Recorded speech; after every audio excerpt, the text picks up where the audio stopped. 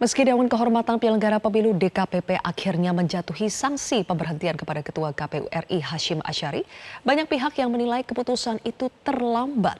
Jika Hashim dikenai sanksi tegas pada kasus-kasus sebelumnya, maka kasus asusila yang terjadi pada mantan anggota PPLN CAT mungkin saja tidak akan terjadi. Kami akan membahasnya bersama dengan pakar hukum tata negara Ferry Amsari, Dewan Pembina Perludem Titi Anggraini, dan Ketua Komisi 2 DPR RI Ahmad Doli Kurnia. Selamat malam Bang Ferry, Mbak Titi, dan juga Bang Doli. Malam. Selamat malam. Mbak Septia. Assalamualaikum. Baik, terima kasih. Ya, Ferry. Waalaikumsalam. Bang Ferry, ke Anda dulu. Anda juga yang termasuk menilai bahwa putusan pemberhentian terhadap Hashim Asyari ini telatkah diambil oleh DKPP? Iya, tentu putusan ini baik ya, cuman telat gitu, Mbak Zilvia. Karena apa yang kita lihat dari sosok penyelenggara pemilu, yaitu Mas Hashim, itu kan sudah punya banyak catatan. Dan hebatnya beliau selalu terkena sanksi peringatan atau teguran keras terakhir juga ya, yang merusak khasanah berbahasa Indonesia kita yang baik dan benar ya. Karena kata terakhir itu tidak lagi bisa dimaknai sebagai betul-betul tidak akan ada pengulangan. Karena sesuatu yang terakhir bisa saja itu berlanjut dengan terakhir yang berikutnya. Kenapa juga dibilang terlambat? Karena fakta-fakta dan kasus-kasus yang melibatkan Mas Hashim sudah cukup banyak. Bahkan diketahui di perkara wanita emas juga ada nuansa motif seksualnya, dan dilakukan dengan menggunakan semacam gratifikasi, di mana sebagai ketua Partai Republik Satu, wanita emas kemudian membiayai perjalanan Jakarta-Jogja untuk yang dalam bahasa pelaporan disebut sebagai ziarah berdua itu. Nah, ini malah kemudian sekali lagi tidak direspon dengan tegas oleh DKPP, bahkan mitranya Komisi 2 juga terlalu santai melihat perbuatan-perbuatan yang dilakukan oleh Mas Hashim Asyari. Saya juga melihat kalau mau lebih jauh lagi, waktu itu dalam proses seleksi penyelenggara pemilu, isu mengenai telah beristri dua ya, yang kemudian dilaporkan hanya satu, semestinya direspon serius, baik oleh istana ketika itu sebagai pembentuk panselnya, dan kemudian di fit and proper test lagi di Komisi 2. Kenapa? Karena semua laporan soal para penyelenggara dan masalah-masalahnya disampaikan kepada pansel dan Komisi 2. Jadi saya merasa baik pansel maupun Komisi 2 tidak terlalu memperhatikan siapa yang hendak mereka pilih, dan pemilu dengan penuh kecurangan ini memang menempatkan penyelenggara-penyelenggara yang bermasalah agar kemudian proses penyelenggaraan pemilu kita bisa ditawan dengan menggunakan orang-orang bermasalah kali ini.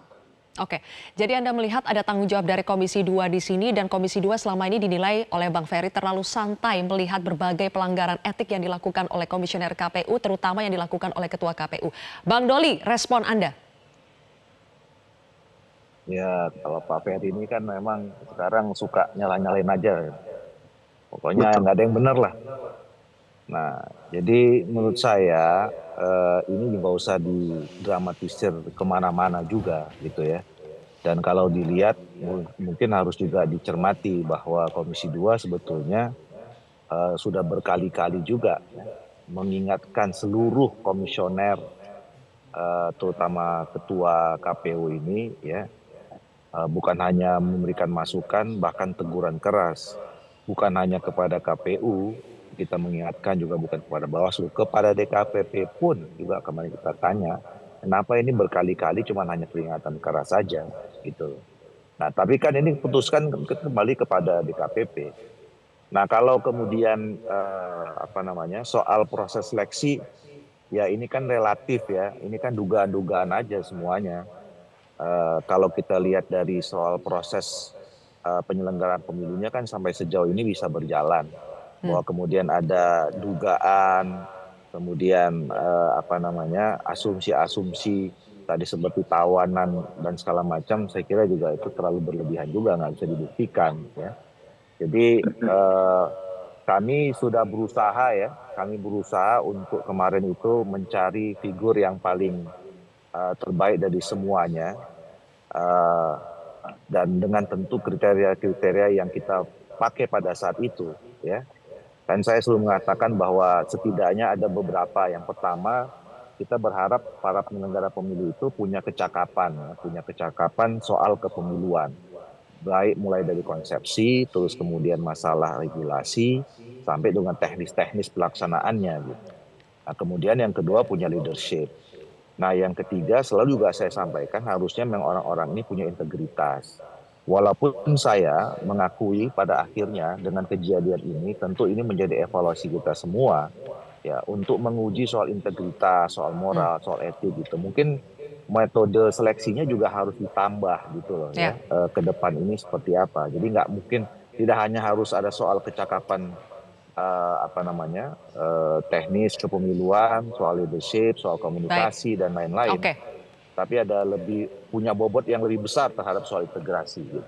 Nah, jadi menurut Ya, sebelum uh, saya setuju bahwa kita hanya harus ada evaluasi ke depan, tapi kita nggak usah juga melihat ke belakang ini karena siapa karena siapa. Toh ini juga masalah pribadi, kita kan nggak bisa kontrol juga gitu ya.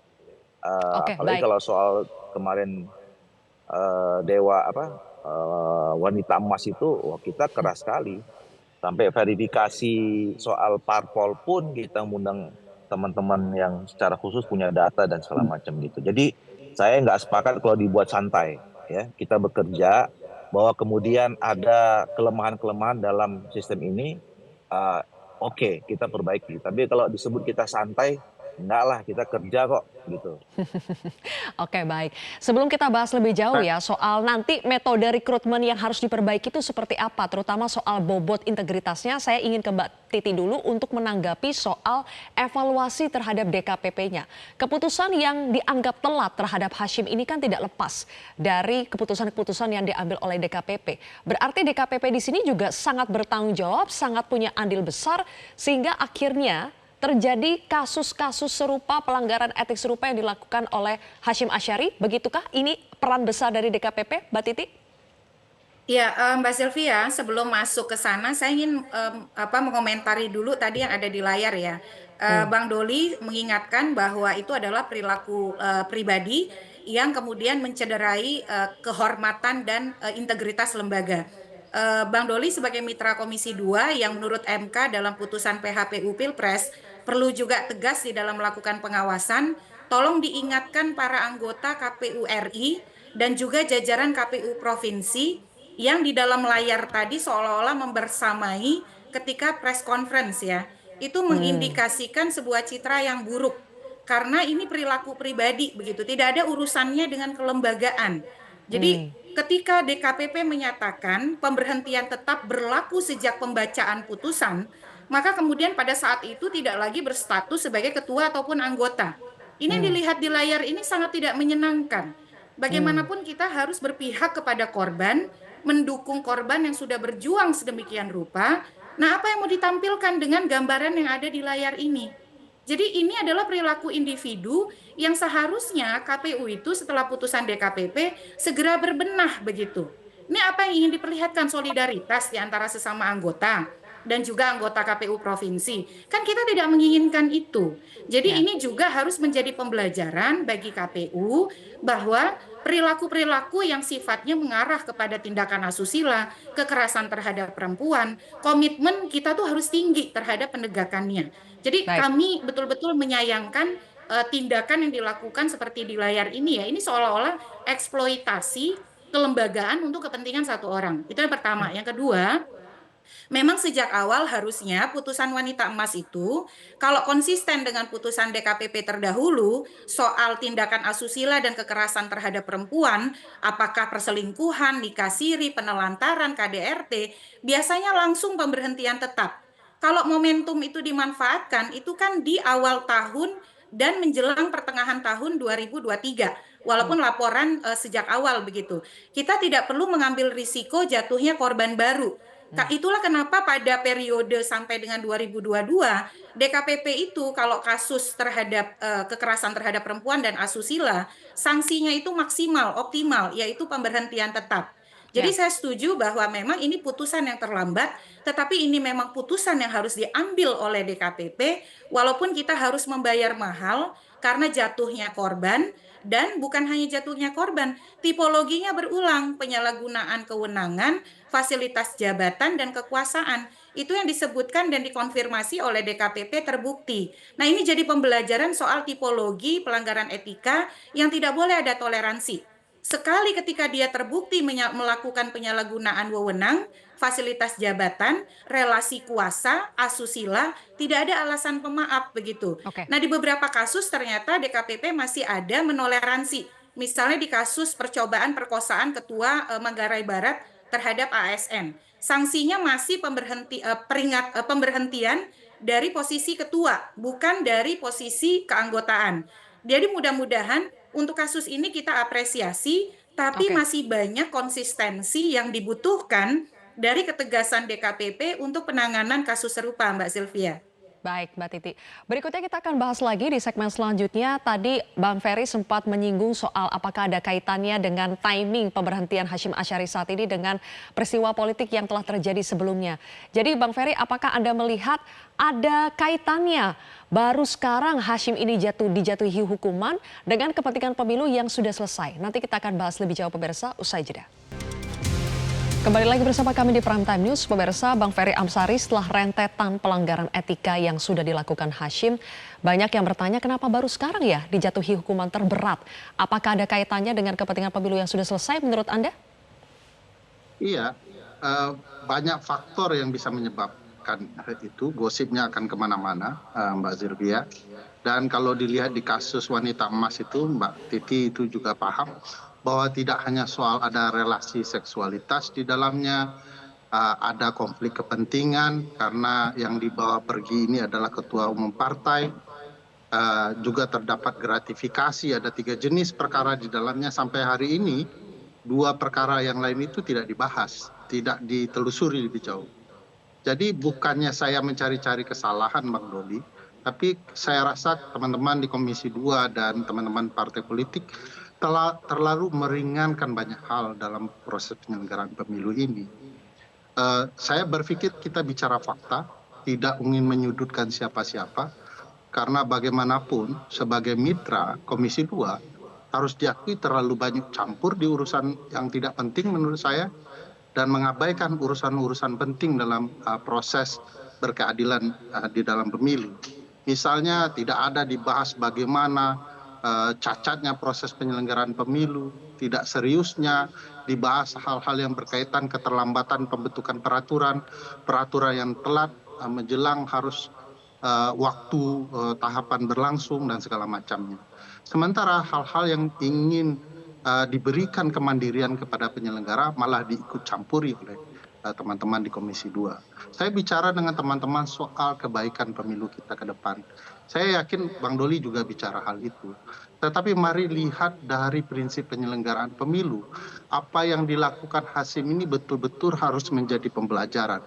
Dan saya yakin tidak akan ada praktik pelanggaran pemilu dan kecurangan dan abainya kemandirian penyelenggara pemilu yang berdiri sendiri. Bisa diyakini di dalam berbagai peristiwa yang kami dapatkan, juga banyak hal yang sama terjadi di daerah. Mbak Titi sudah mengutip 1-2 perkara tadi. Bagaimana sikap teman-teman Komisi 2? Bukankah ini saatnya untuk ikut campur? Karena penyelenggara bermasalah. Bagaimana respon dari Komisi 2 terhadap hal-hal yang mestinya bisa berjalan baik menjelang pilkada kali ini? Saya tidak ingin membangun sakwa sangka publik, tapi ini fakta di hadapan mata yang perlu diperbaiki. Dan tidak perlu juga didramatisir. Wong semua dituliskan dalam pelaporan di DKPP. Yang saya sampaikan adalah bacaan-bacaan dari pelaporan tersebut. Jadi bagi saya memberikan sanksi kepada Hashim terlambat yang mungkin kepentingan politik terhadap Hashim sudah selesai. Nah, tinggal pemain-pemain lain yang dimainkan. Ini catatan saja ke Bang Doli. Oke. Semua orang tahu ketua PLT yang ditunjuk sekarang ini ada kemungkinan tidak ikut dalam seleksi CAT-nya. Bagaimana dia bisa memimpin proses penyelenggaraan pemilu dan sekarang menjadi pengganti Hasim. Nah, ini problematika pembiaran-pembiaran agar ada relasi di kemudian hari, semacam upaya untuk mengunci seseorang. Kalau Anda tidak ikut kami, kepentingan kami, Anda akan kena, Anda akan terdampak. Dan beginilah motif-motif yang selalu terjadi berulang-ulang dalam proses kepemiluan kita, dan bukan tidak mungkin ada di pilkada. Dengan segala hormat, faktanya ini terjadi. Oke, baik. Silahkan direspon Bang Doli soal kaitan politik dengan kasus yang menjerat Hasyim saat ini. Dan juga tadi Mbak Titi mengomentari soal bagaimana komisioner KPU lain seperti memperlihatkan solidaritas berdiri di belakang ketua KPU ketika menyampaikan pesannya sebelum dia betul-betul selesai jabatannya. Ya, saya setuju bahwa itu pemandangan yang tidak elok ya. Dan saya pada saat setelah dibacakannya putusan DKPP itu, ya saya langsung berkomunikasi dengan ketua DKPP, kemudian dengan 2 anggota DKPP, meminta penjelasan lebih lanjut tentang putusan itu. Dan kemudian saya juga menghubungi 1-2 orang anggota KPU, apa langkah yang mau diambil. Nah, memang waktu itu disampaikan mau press conference ya. Nah, saya bilang press conference untuk apa? Mereka tidak tahu, diundang oleh ketua. Bahkan ada 1-2 orang yang saya bilang ya udahlah, kalau mau press conference nggak usah rame-rame. Itu saya bilang. Nah, saya nggak tahu nih tiba-tiba ada di KPU provinsi ya. Saya kira memang ini nanti akan menjadi catatan kita ya. Dan saya udah berkali-kali juga menyampaikan ya setelah putusan ini. Ini pembelajaran buat semua penyelenggara pemilu, dan bukan hanya penyelenggara pemilu, kepada semua kita yang diberi amanah gitu loh ya, yang mana untuk mengurusi institusi-institusi penting di Republik ini, apalagi KPU dan Bawaslu ini kan adanya di hulu. Mereka yang memproduksi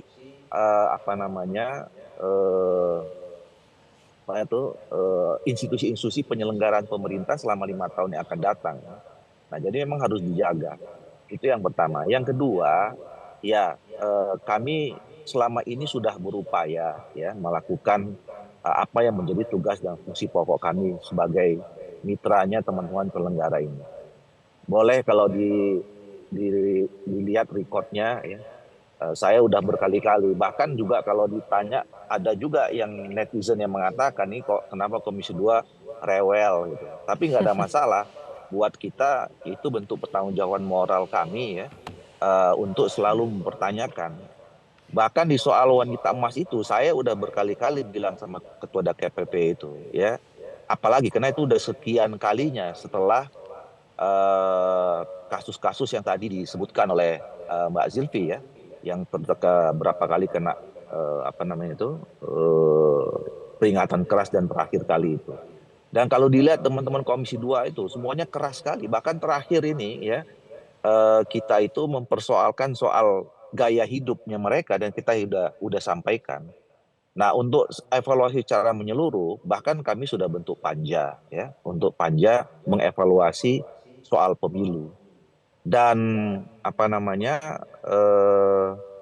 soal tadi ya ini, kalau bicara tentang soal kewenangan kami, insya Allah di Komisi 2 selama ini berusaha untuk maksimal ya. Kalau tadi soal peraturan, soal apa, segala macam, kami sayangnya nggak pernah tuh. Bahkan kalau di masa reses ada permohonan peraturan dan segala macam untuk teknis baik KPU dan Bawaslu, kami selalu memprioritaskan.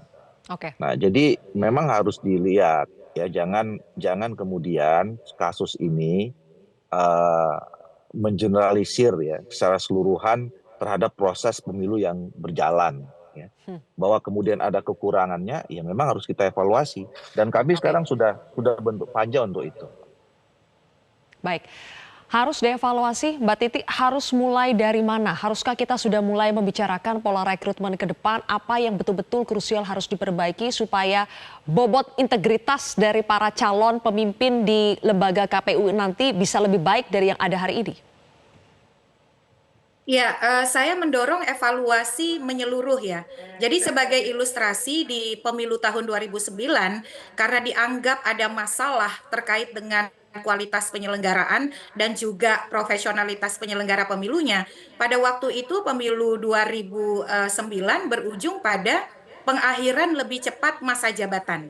Nah, ini perlu dipertimbangkan oleh Pak Doli dan kawan-kawan begitu ya. Bagaimana evaluasi bisa dilakukan, tadi menyebut panja, bahkan kalau kita baca putusan ya, eskalasi dan eksesivitas penyalahgunaan wewenang itu luar biasa loh. Ada bohir politik yang membiayai tiket apartemen, itu diakui uangnya teman. Apa iya ada sesuatu karena pertemanan sedemikian luar biasa. Jadi ternyata bukan hanya bohir politisi yang selama ini menjadi riset banyak pihak, ada juga bohir penyelenggara pemilu. Lalu bagaimana kemudian bawahan jajaran dieksploitasi untuk memfasilitasi kepentingan pribadi. Disinilah sebenarnya besar kemungkinan ada kepemimpinan kolektif kolegial dan juga kontrol antar kolega yang tidak berjalan di kelembagaan KPU. Sehingga penyimpangan, penyalahgunaan wewenang, penyalahgunaan fasilitas jabatan itu bisa terbiarkan. Ini bahaya loh Pak Doli, apalagi ketika sudah diberhentikan pun masih mampu memobilisasi kolega dan juga jajaran penyelenggara di tingkat provinsi. Nah, oleh karena itu sarannya adalah bagaimana kemudian bisa dibentuk, bahkan saya merasa pansus KPU pun layak untuk dibuat begitu. Dan yang ke depan memang misalnya apakah kalau memang perlu penataan kelembagaan secara menyeluruh, kita perlu melakukan pola rekrutmen yang serentak, Pak Doli. Sekarang kan belum ya. Nah, dalam hal ini ketika ada penataan keserentakan rekrutmen, jadi mempertimbangkan misalnya evaluasi masa jabatan juga menjadi sesuatu yang relevan untuk dipertimbangkan. Dan juga pembelajaran berikutnya dalam proses seleksi, dalam memilih tim seleksi, saya kira unsur pemerintah itu tidak perlu ada dalam artian yang diwakili oleh orang-orang yang berada di dalam kelembagaan ataupun bagian dari kementerian, sebab pemerintah itu dia akan menjadi kontestan.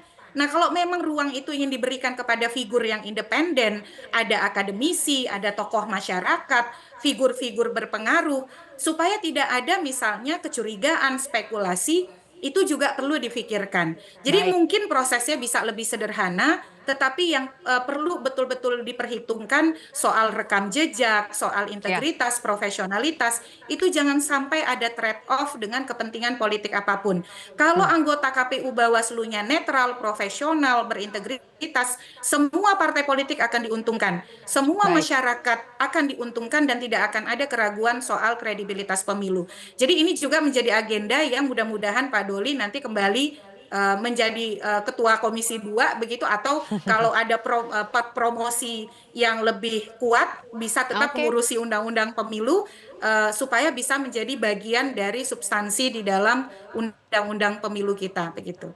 Oke, banyak nih pesan yang dititipkan kepada Bang Doli, semoga nanti bisa ditindaklanjuti ya. Terima kasih Bang Doli, Mbak Titi dan juga Bang Ferry, terima kasih sudah bergabung bersama kami di Prime Time Besar ini. Sama. Jelajahi cara baru mendapatkan informasi. Download Metro TV Extend sekarang.